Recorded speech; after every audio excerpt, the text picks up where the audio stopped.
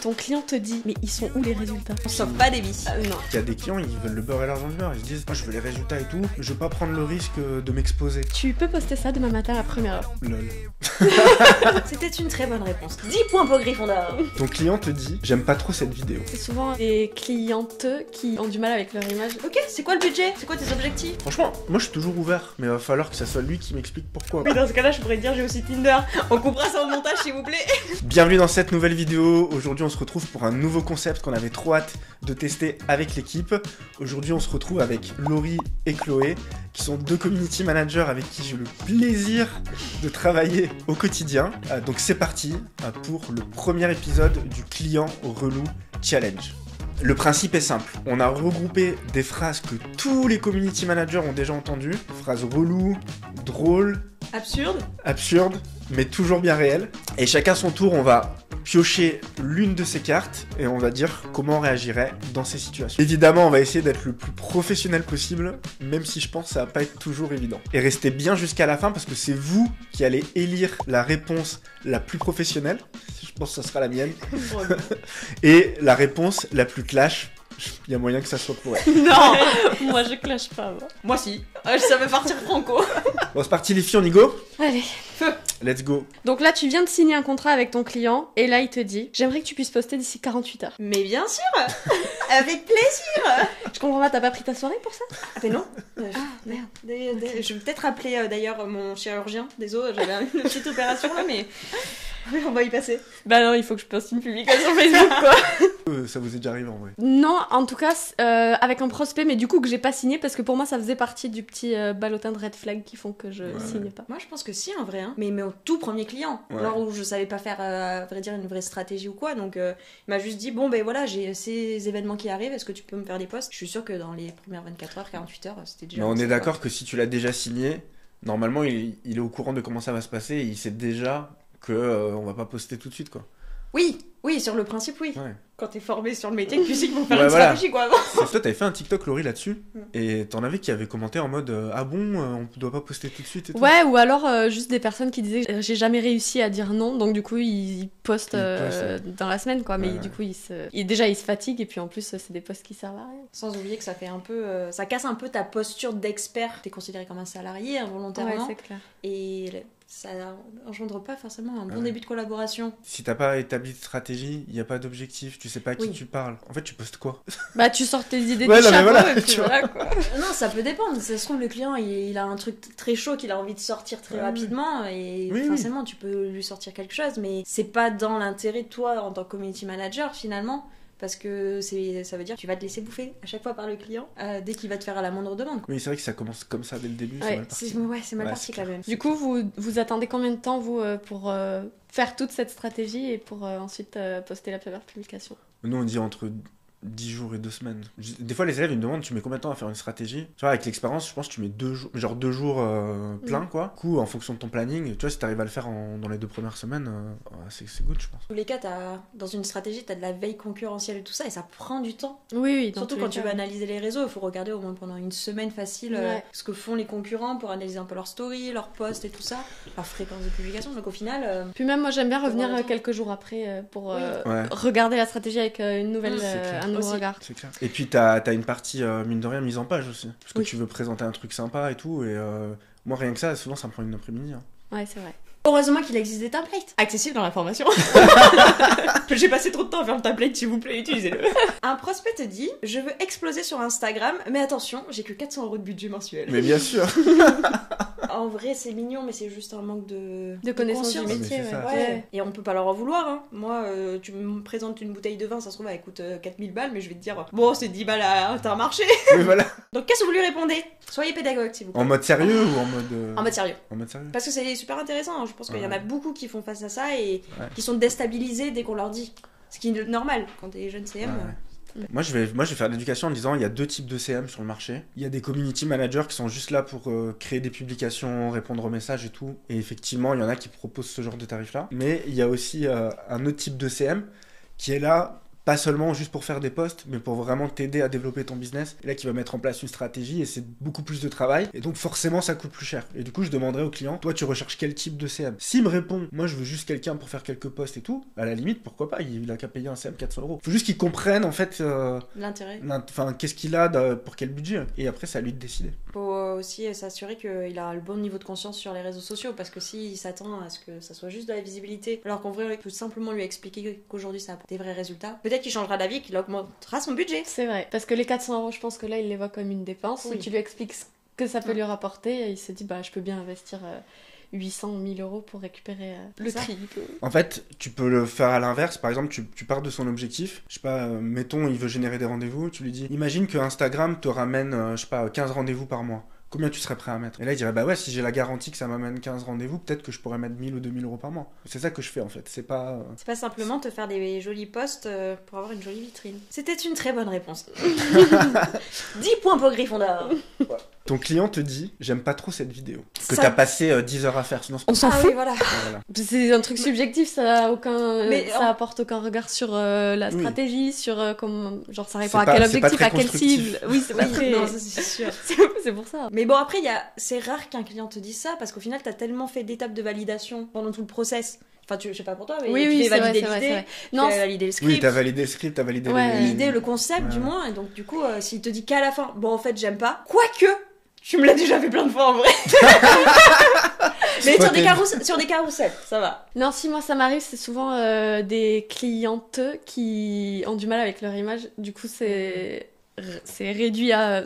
Finalement, j'aime pas trop cette vidéo, mais je sais Ah ouais, que ça elle vient. aime pas sa Finalement, je tête. peux pas, je peux Ah pas me oui. voir sur cette Ouais, vidéo. ouais. Du Bon. coup, c'est pas Oui, entièrement non, justifié. et là, quoi. là, je comprends, je peux comprendre. Tu leur réponds quoi, du coup? Bah là, en l'occurrence, c'était une cliente qui fait de la danse, donc c'est important de se sentir Ouais. bien dans son image. Donc, soit on retourne la vidéo plus tard, on a déjà fait, soit j'essaie de trouver un autre montage qui la met un peu plus en valeur. Mais...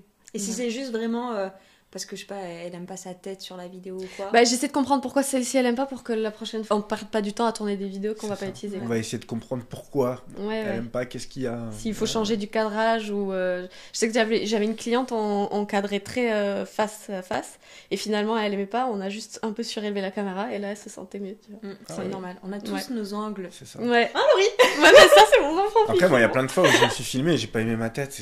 Oui.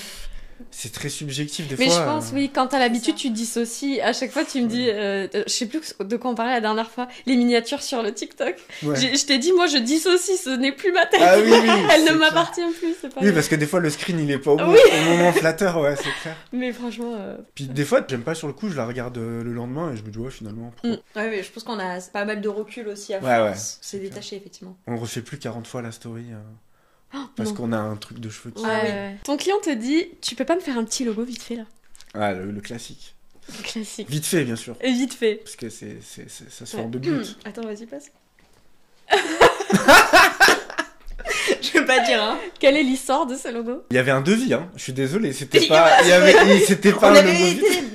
Ouais, on avait cherché. On a eu plusieurs logos et on a pris celui de Chloé. Bon, après, on n'a pas eu 10 000 propositions non plus. Non, non plus. Et ça fait 4 ans. Après, certainement que si c'était à refaire, on n'aurait peut-être pas celui-là aujourd'hui. Absolument. Voilà, mais après, c'est installé, c'est comme ça. Donc voilà. Et du coup, qu'est-ce qu'on répond à un client qui veut un logo vite fait? Il y a des CM qui sont graphistes.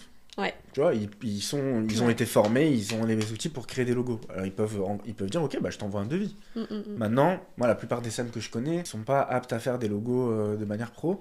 Et dans ce cas-là, bah, tu recommandes d'autres graphistes, quoi. Et puis même un logo seul, aujourd'hui, est-ce que ça a un réel intérêt? Est-ce qu'il faut pas tout l'univers graphique qui va aller avec le Bah, logo, oui, l'explication et tout ça? Donc en vrai, c'est un travail déjà ultra poussé. Il y a énormément de réflexion.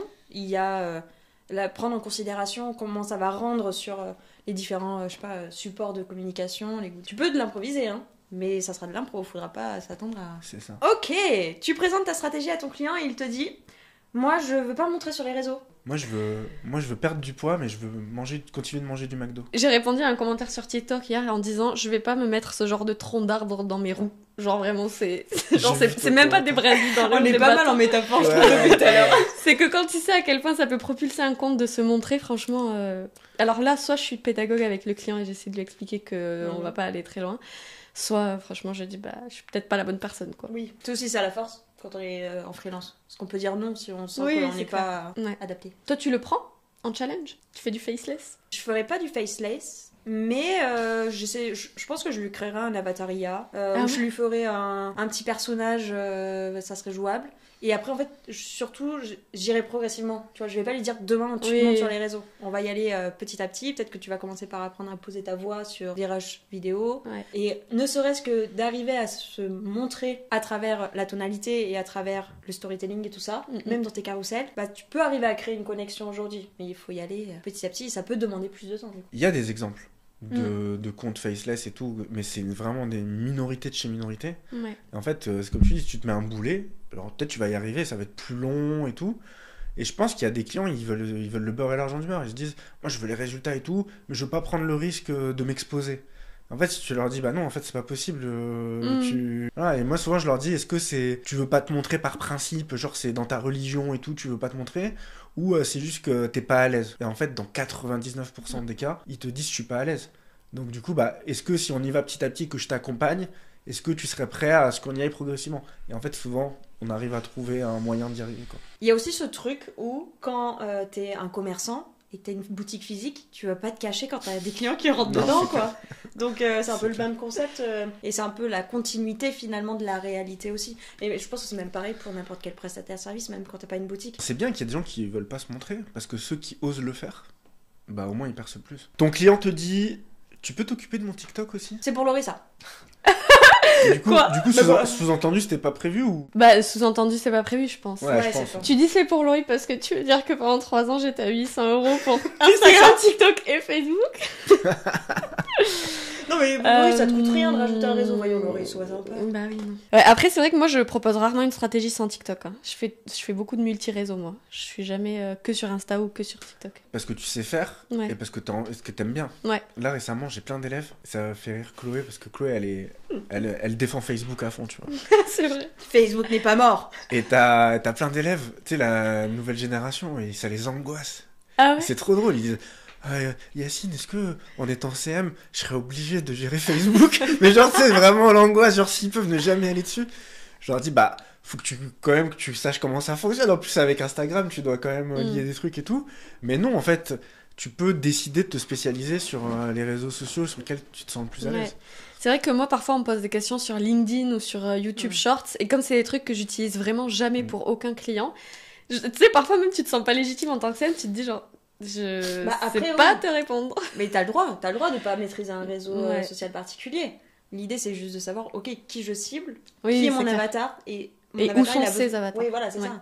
Où est-ce que j'ai besoin d'être compétent ou pas compétent.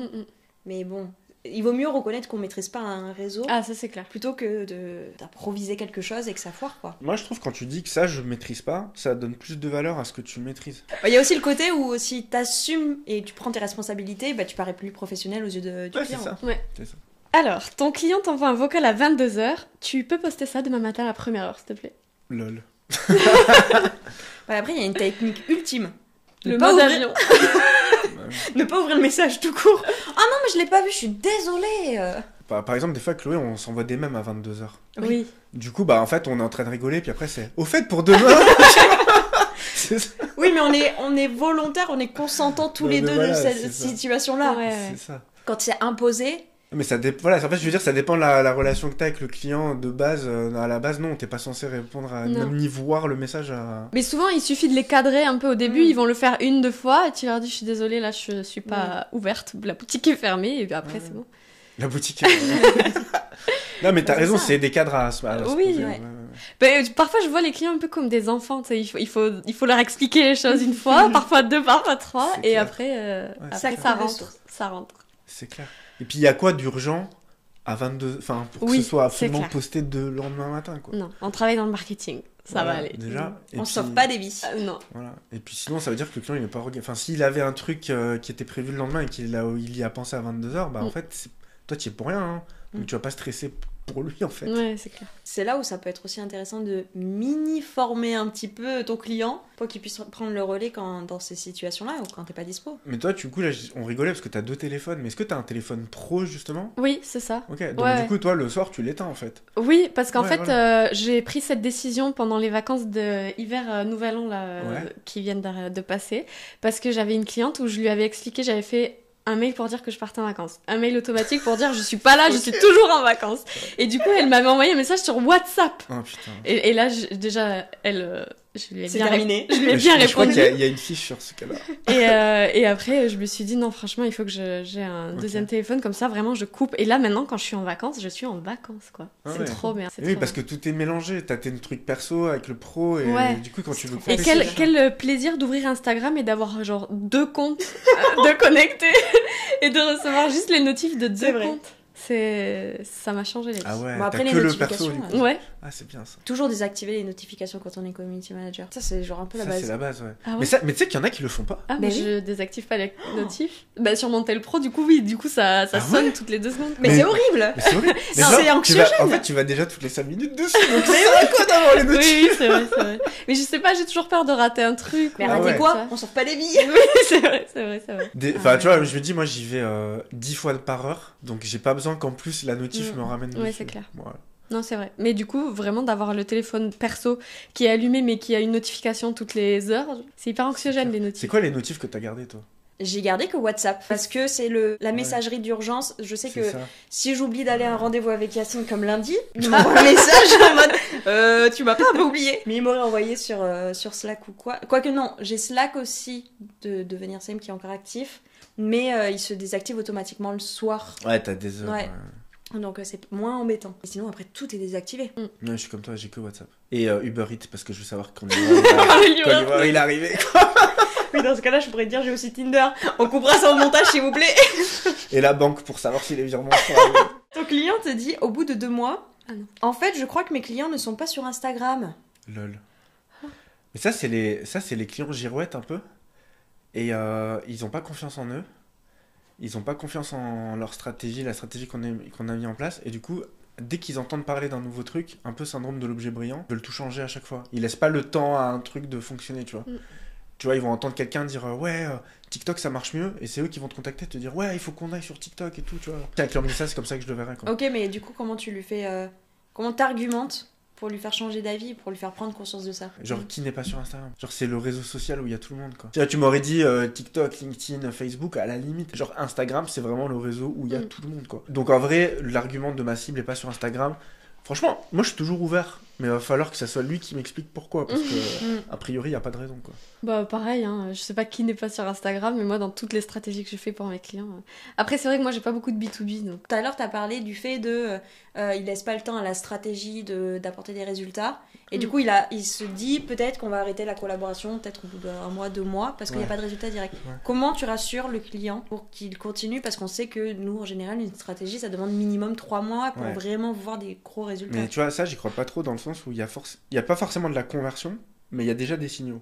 Mm. Et du coup, les signaux, ils t'encouragent à continuer. Si vraiment il y a 0 signaux, déjà un signal, c'est quoi? C'est j'ai des demandes d'informations en DM, même si ça n'a pas encore converti, alors qu'avant il n'y en avait pas, là il y en a. Bah, je sais pas, j'ai des commentaires, j'ai des gens qui s'intéressent.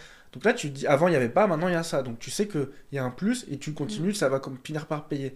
Maintenant, si pendant 3 mois, tu es vraiment au même stade, tu vois, et il n'y a rien qui se passe, Pas un seul nouvel. là peut-être qu'il faudra se poser des questions, effectivement. Ok. Tu as un appel avec un prospect et là il te dit, super intéressant, envoyez-moi le devis par mail. C'est dommage que ça soit Le toi qui classique. lises la J'avoue. truc, c'est un peu ton domaine d'expertise ça. Bah, du coup, je vais pas répondre. Bah si. Ouais, il va voir s'il nous a bien, bien formés en fait. Écoute, oui, mais bien sûr, pas de souci. Je t'envoie ça dans 10 minutes. Est-ce que tu peux me faire un retour dans 15 minutes? Oui, bien sûr. N'envoie jamais de devis par mail. En fait, tu vas l'envoyer parce que t'es pas. T'es J'allais pas dire chiant. que t'es pas un bâtard, mais je sais pas si on va le dire. Ok, tu vas l'envoyer, mais tu vas fixer en même temps un deuxième rendez-vous Ouais, pour pouvoir le présenter. tu vas creuser. Parce qu'en fait, les gens, quand ils te disent allez, super intéressant, envoyez-moi le devis par mail, c'est pour se débarrasser de toi. Ouais, c'est pour finir. finir le call Voilà. et allez, c'est ciao. Et il y a très peu de chances qu'il ouvre même le mail, Ouais. tu vois. Donc, du coup, on va dire ok, oui, je pourrais vous envoyer le devis par mail, aucun souci, mais du coup, qu'est-ce que vous en pensez? En fait, il faut ouvrir la conversation maintenant, parce que s'il a pas dit oui, c'est qu'il y a des questions, des objections, et en fait, tu veux qu'il te les dise maintenant, parce que c'est maintenant qu'on va pouvoir en discuter et voir si on peut travailler ensemble ou pas. Et une fois que t'es parti de la réunion, en fait, c'est un peu t'as mis le truc sous le tapis, tu sais que ça va pas trop convertir, mais t'oses pas le confronter, donc du coup, tu mets le truc sous le tapis, t'envoies le mail, et voilà. il se passe rien. C'est quoi les principales objections qu'on retrouve pendant un appel? Je vais réfléchir. En fait, je vais réfléchir. Il y a forcément une autre objection derrière. Et en vrai, ça revient toujours au même truc. Parce que même le budget, tu vois, on vend pas des trucs hyper chers non plus. Tu vois, donc, tu vois, 1 000 euros par mois. En fait, la principale objection, c'est est-ce que je vais avoir des résultats? Est-ce que si je te donne X euros, je vais avoir un retour sur investissement? Et en fait, c'est ce doute-là, c'est le besoin d'avoir une garantie ou autre, qui fait que les gens, ils te disent pas oui tout de suite, en fait. Vous êtes d'accord ou pas? Ouais. Oui, bien sûr. Donc en fait, si tu arrives à lui prouver que tu vas générer des résultats. Voilà, à lui prouver ou à le convaincre en tout cas de prendre le risque d'essayer, bah c'est bon. Et en fait, la plupart des gens qui n'arrivent pas à vendre, c'est juste parce qu'ils n'arrivent pas à créer cette confiance-là. Et du coup, les gens après, ils vont entendre « Oui, mais il m'a dit qu'il n'avait pas de budget. Oui, il m'a dit qu'il devait parler avec son associé. Oui. » Mais en fait, au final... C'est juste qu'il n'était pas convaincu en fait. L'argent il l'a, c'est juste qu'il veut pas te le donner à toi. Oui, c'est ça. En gros. Bon, après, il y a quand même le truc de si tu fais un appel découverte, pas sûr à 100% que tu as besoin de modifier un petit peu ton offre pour la personnaliser et que tu peux pas la présenter et la vendre directement, tu peux effectivement préparer un devis, mais le plus intéressant c'est de fixer un deuxième rendez-vous. Oui, voilà, c'est ça.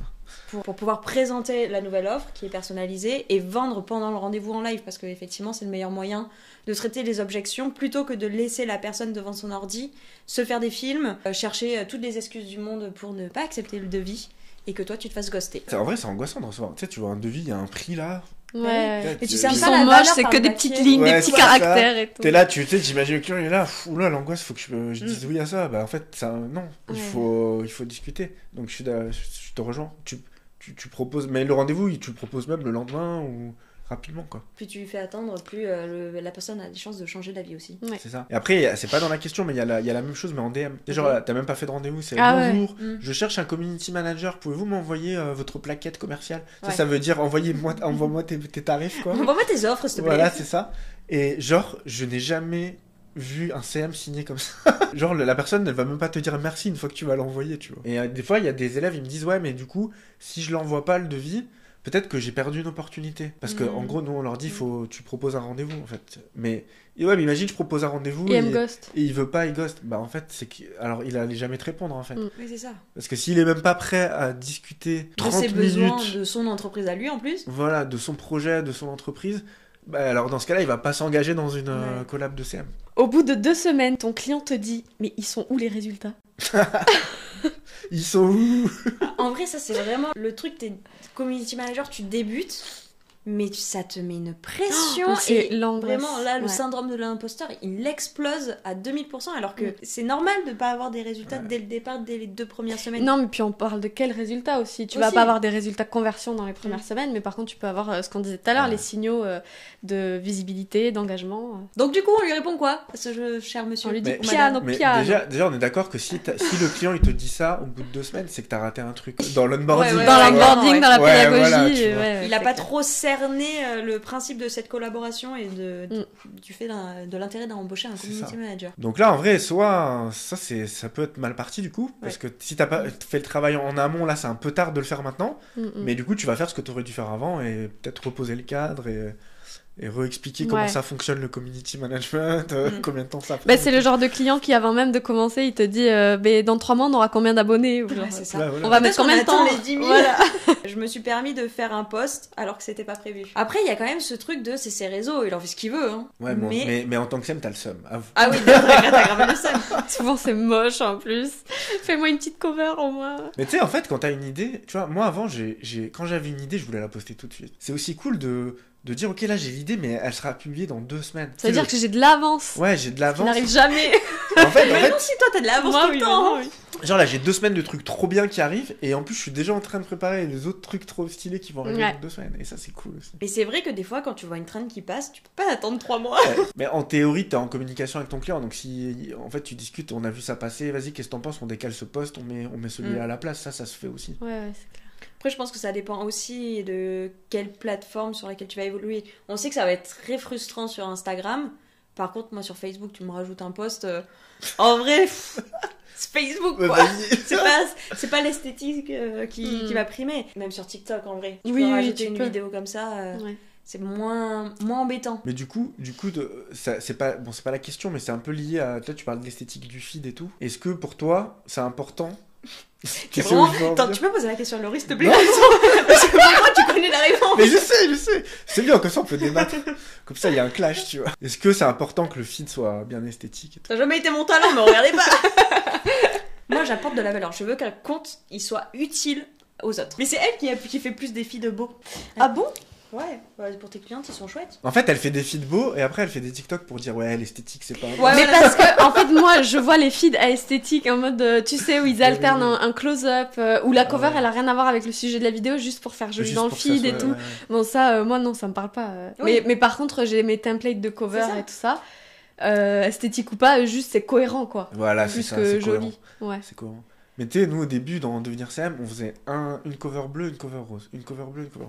Alors... Dans le fond, tu vois, mais il y avait une idée. Ouais. Et un jour, on a fait un sondage et on a dit est-ce que vous avez remarqué que on alternait les couleurs? Et genre, tout le monde a dit non. Du coup, on a arrêté, parce que c'était une prise de tête. C'était il y a 3 ans, tu vois. C'était au tout début du compte. Hein. C'était au tout début. Et en fait, en vrai, c'est vrai que c'est stylé d'avoir un compte hyper harmonieux comme ça et tout. Mais en fait, il y a trop de galères. Ouais. C'est trop de contraintes. En fait, ça te bride un peu. Et ça te bride. Puis ça t'ajoute des étapes à la construction du feed, du planning et tout qui sont pas nécessaires. C'est ça. Il faudrait que l'identité visuelle elle soit faite que peu importe ce que tu mets, ça soit cohérent. Et là, c'est le top en fait. Ouais. Et du coup, ça implique d'avoir assez de templates pour pas en avoir 2 et devoir alterner à chaque fois. Quoi. C'est ça. Ton client te dit est-ce que tu peux booster la publication? J'ai 5 € de budget. Genre, il y a 2 trucs qui vont pas dans l'histoire. Mon Dieu, quelle horreur. Non, s'il vous plaît. Déjà, est-ce que vous boostez des publications? Ça m'arrive parfois quand c'est un événement, par exemple, pour mon client. Ça m'arrive. Okay. Il faut qu'elle fasse le module de la formation c'est ça. sur la pub. Il y a un petit... Ouais, non, mais ça, attends, c'est vraiment tu boostes la publication ou tu lances une campagne dans le Ads Manager? Je dirais 10% de boost et après, c'est des campagnes. Okay. Mais ça m'arrive parfois de booster des publications parce que j'ai la flemme de faire une campagne. Quoi. Oui, ok. En vrai, je l'ai déjà fait aussi. Hein, ouais. pour être honnête. Mais moi aussi, mais bon. Mais je sais que voilà, ça n'a rien à voir. Tu peux pas cibler si bien que sur une campagne, t'as pas autant de résultats. Ça dépend de où, parce que le côté booster la publication sur une zone locale, ça peut être intéressant si vraiment tu veux toucher tout le monde. Mais tu sais, si tu veux faire du retargeting et tout, tu peux pas... Tu vois, tu prends le même ciblage du boost et tu fais la même chose sur le Ads Manager. Franchement, j'avais regardé. Tu vois, le CPM, il est 10 fois plus élevé sur le boost. Juste comme ça. Dis ce que c'est le CPM. Le coût par 1000 impressions. En gros... je dis n'importe quoi, tu vois, tu veux toucher 1000 personnes, avec le boost tu vas payer 10 € et avec le Ads Manager tu vas payer 1 € pour toucher les 1000 personnes. Et en fait le boost c'est vraiment l'attrape-nigo de Meta en mode ouais tiens, mets un peu d'argent pour avoir plus de résultats et tout. Et comme c'est pratique, c'est simple et que la plupart des gens ils pensent que c'est ça les pubs, bah ils gagnent trop d'argent à faire ça. D'ailleurs sur Facebook c'est trop drôle parce que quand t'as ça va te dire vous pouvez toucher, je sais pas moi, 500 personnes supplémentaires en mettant 10 €. Mais what? C'est l'aubaine. Ça fait chier les 500 personnes un peu comme. C'est clair.